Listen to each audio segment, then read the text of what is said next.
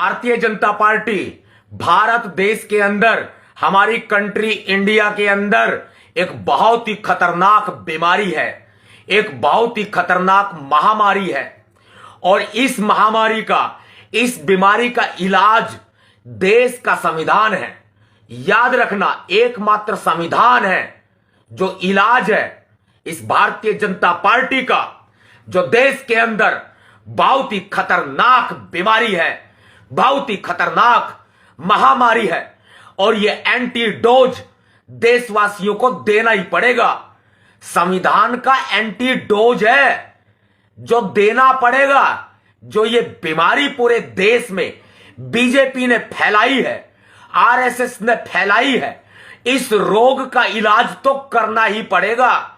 और कहीं बीजेपी की बीमारी का, भारतीय जनता पार्टी की महामारी का इलाज ना हो जाए, इसलिए बीजेपी के आकाओं ने, आरएसएस के स्वामियों ने संविधान का ही इलाज करने की ठान ली है। और किसकी मजाल, किसकी औकात जो संविधान का इलाज करने की बात करे। ये संविधान उनका इलाज कर देगा जो संविधान का इलाज करने की बात करते हैं। हमारे भारत देश का संविधान आज खतरे में है और पूरे देश को जरूरत है कि भारत का संविधान बचाने के लिए वो आगे आए। बाबा साहब अंबेडकर जी का लिखा हुआ संविधान बचाने के लिए बहुजनों को आगे आना होगा, दलितों को आगे आना होगा, क्योंकि संविधान की रक्षा करने के लिए सिर्फ बहुजन ही आगे आते हैं, सिर्फ दलित ही आगे आते हैं। जिस वक्त भारत देश को कागजों में आजादी मिली थी 1947 में, तब ये कोई नहीं आया संविधान को लिखने के लिए। किसी की औकात नहीं हुई कि कोई संविधान को लिख दे, किसी की हिम्मत नहीं थी। तब दलितों का बेटा आया, बहुजनों का राजा आया, हमारा सरदार आया, हमारे सिर का ताज आया, हमारा मसीहा आया, बाबा साहब डॉक्टर भीमराव अंबेडकर जी आया। जब भारत देश को बाबा साहब अंबेडकर ने लोकतंत्र दिया, इस देश को संविधान दिया, और आज ये चड्डीधारी आरएसएस के लोग संविधान को बदलने की बात करते हैं। इनके बाप दादा की औकात नहीं थी कि ये संविधान को लिख सके, और आज ये संविधान को बदलने चले हैं। मैं जा रहा हूं संविधान को बचाने के लिए, मैं निकल रहा हूं संविधान को बचाने के लिए। मैं आप सबके साथ मिलकर लड़ाई लड़ रहा हूं संविधान को बचाने की लड़ाई। ये जो संविधान को बचाने की लड़ाई है, ये संविधान क्रांति है। आज के बाद इस लड़ाई को संविधान क्रांति के नाम से जाना जाएगा। हां, मेरा खून खौल रहा है, हां, मेरे जज्बात जवाब दे रहे हैं। हां, मैंने बाबा साहब अंबेडकर जी का नमक खाया है, लेकिन मेरा जमीर झूठा नहीं है। मैं बुज़दिल नहीं हूं, मैं डरता नहीं हूं। मैं बाबा साहब अंबेडकर जी के लिखे हुए भारत के, इंडिया के इस संविधान को बचाने के लिए आखिरी सांस तक लड़ूंगा, आखिरी सांस तक लड़ूंगा। और मैं जा रहा हूं संविधान को बचाने की लड़ाई लड़ रहा हूं। 1 अक्टूबर 2023 रविवार को सुबह 9 बजे राजधानी दिल्ली के जंतर मंतर पर मैं आंदोलन करूंगा। मैं भूख हड़ताल पर बैठूंगा, मैं अनशन करूंगा। मुझे जरूरत होगी कि आपने अगर बाबा साहब अंबेडकर जी का नमक खाया है, अगर आपने बाबा साहब अंबेडकर जी को सच्चा प्यार किया है, अगर आपने ये माना है कि आपको ये suit boot note vote coat pant का अधिकार, शिक्षा का अधिकार, सम्मान से जीने का अधिकार बाबा साहब अंबेडकर ने दिया है, अगर ये आप मानते हैं तो निकलिए अपने घरों से बाहर, आज ये नीली महाक्रांति आपको पुकार रही है। आज ये नीली महाक्रांति आपको चीख चीख कर कह रही है कि आओ, मैं नीली महाक्रांति पूरे देश में आने को आतुर हो चुके हूं, लेकिन आप अपने घरों से बाहर निकले तो सही।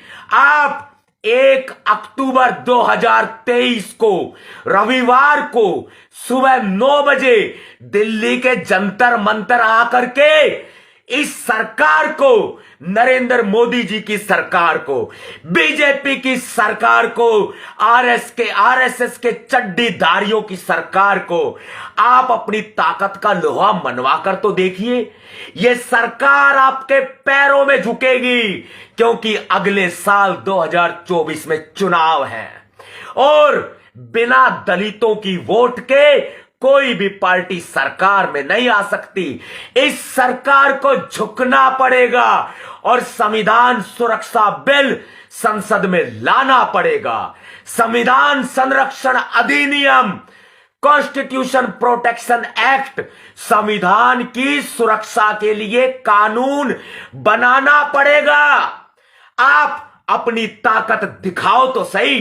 अगर आपने बाबा साहब अंबेडकर जी का नमक खाया है तो अपने घरों से बाहर निकलो तो सही, अपनी ताकत का लोहा इस सरकार को मनवाओ तो सही।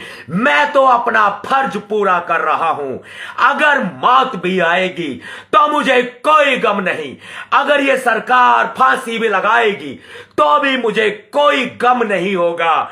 मुझे अपने बच्चों की कोई चिंता नहीं है, मुझे अपने बुजुर्ग माता पिता की कोई परवाह नहीं है। मैं गर्व से कहता हूं कि मुझे अपने परिवार की कोई परवाह नहीं है। जब बाबा साहब अंबेडकर जी ने इस मिशन की खातिर, दलितों की खातिर, बहुजनों की खातिर, ओबीसी की खातिर, आदिवासियों की खातिर, अल्पसंख्यक माइनॉरिटी की खातिर, हिंदू मुस्लिम जैन सिख ईसाई सारे धर्मों की खातिर, अपने देश की खातिर अपने 4-4 बच्चे कुर्बान कर दिए, तो क्या हम छोटा सा भी बलिदान नहीं दे सकते? लानत होगा हमारे ऊपर अगर आज हम अपने घरों से बाहर नहीं निकले, तो लानत होगा हमारे ऊपर और आने वाली पीढ़ियां आपको माफ नहीं करेगी। जब ये संविधान बदल दिया जाएगा और मनुस्मृति आधारित नया संविधान लाया जाएगा, तब आपके बच्चे आपसे पूछेंगे कि पापा, मम्मी, चाचा, ताऊ, दादा, दादी, आपने संविधान को बचाने के लिए क्या किया? तो आपके पास कोई जवाब नहीं होगा। उनकी शिक्षा छीन ली जाएगी, उनका स्वास्थ्य छीन लिया जाएगा, उनका रोजगार छीन लिया जाएगा, फिर आपके ऊपर कोई जवाब नहीं होगा। आप कैसे अपने आप को माफ करेंगे और कैसे अपने आने वाली पीढ़ी को आप अपना चेहरा दिखाएंगे? लानत होगा आपके ऊपर, हमारे ऊपर लानत होगा अगर हमने संविधान को बचाने की इस लड़ाई में अपनी हिस्सेदारी, अपनी भूमिका, अपनी जिम्मेदारी अगर नहीं निभाई, तो ये आने वाली पीढ़ी, ये बहुजन समाज, ये दलित समाज, ये अल्पसंख्यक, ये माइनॉरिटी, ये ओबीसी, ये आपके बच्चे आपको माफ नहीं करेंगे। याद रखना मेरी बात को। आने वाली 1 अक्टूबर 2023 दिन रविवार, समय सुबह 9 बजे मैं राजधानी दिल्ली के जंतर मंतर पर पहुंच रहा हूं। यह बात मैंने आपको 15 दिन पहले बता दी थी ताकि आप तैयारी करें। आज फिर मैंने आपको 11 दिन पहले यह बात बता दी है कि आप तैयारी करें। संविधान खतरे में है। यह संविधान क्रांति करके दिखा दो आप।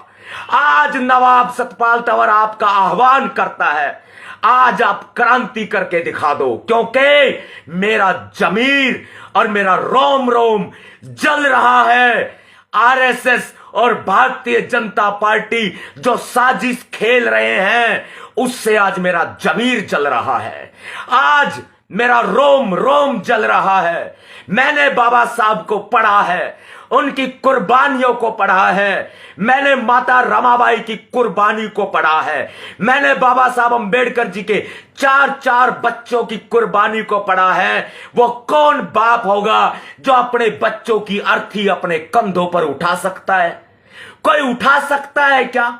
वो कौन बाप होगा बताओ?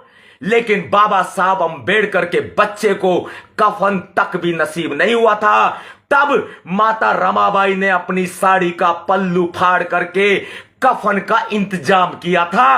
याद कर लो वो दौर, वो दिन, किस दौर से गुजर के, किस मुश्किलों से गुजर के अपने पूरे परिवार को गरीबी में झोंक करके, मौत की दलदल में झोंक करके, जब बाबा साहब अंबेडकर ने अथाह परिश्रम के साथ में आपको ये संविधान दिया था। अगर आप आज संविधान को ना बचा सके ना, तो आपको अंबेडकर जी का अनुयायी, अंबेडकरवादी, बहुजन समाज का शेर, भीमा कोरेगांव के शेर, आपको संविधान के दीवाने, अंबेडकर के दीवाने कहलाने का कोई हक नहीं होगा।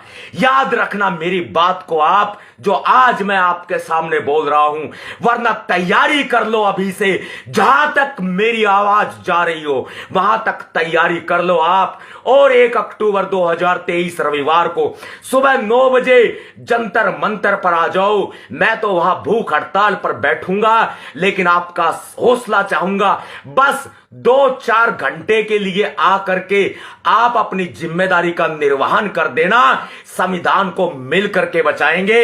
इस बीजेपी की औकात नहीं जो संविधान को यह हाथ भी लगा दे। याद रखना, लेकिन क्रांति तो करनी पड़ेगी। सभी साथियों को क्रांतिकारी जय भीम, जय भारत, नीला सलाम, जय संविधान। भीम सेना जिंदाबाद, संविधान जिंदाबाद। और जब तक सूरज चांद रहेगा, बाबा साहब अंबेडकर जी का नाम रहेगा, जब तक ये भारत देश रहेगा, तब तक भारत देश का संविधान रहेगा। जब तक ये सृष्टि रहेगी, ये पूरी दुनिया रहेगी, तब तक भारत का संविधान वही रहेगा जो बाबा साहब अंबेडकर जी का लिखा हुआ संविधान है। यदि संविधान को बदलने की कोशिश की आरएसएस के चड्डीधारियों, तो तुम्हें छठी का दूध याद दिला देंगे। नवाब सतपाल तंवर की ललकार है और पूरे समाज के सामने यह पुकार है कि संविधान बचाने की लड़ाई में, संविधान क्रांति में आगे आए और ये कानून बनवाएं। संविधान सुरक्षा बिल, संविधान संरक्षण अधिनियम, कॉन्स्टिट्यूशन प्रोटेक्शन एक्ट आप कानून बनवाएं, फिर संविधान को कोई माई का लाल हाथ भी नहीं लगा सकता। यह आपके परीक्षा की घड़ी है। आज मैं आपको नहीं कहूंगा कि आप इस वीडियो को शेयर कर दो, आप इस वीडियो को लाइक कर दो, लेकिन मैं इतना जरूर कहूंगा, जब आपके जहां भी आप हैं, जहां तक भी ये आवाज आपके पास पहुंच रही है, तो इस आवाज को सुन करके चुपचाप अपने घरों में मत बैठिएगा, दुबकिएगा मत। अगर आप अपने घरों में दुबक जाते हैं तो सच्चाई बता रहा हूं, चूड़ियां पहन लीजिएगा, चूड़ियां। जंतर मंतर पर मिलते हैं, मैं आपका इंतजार करूंगा।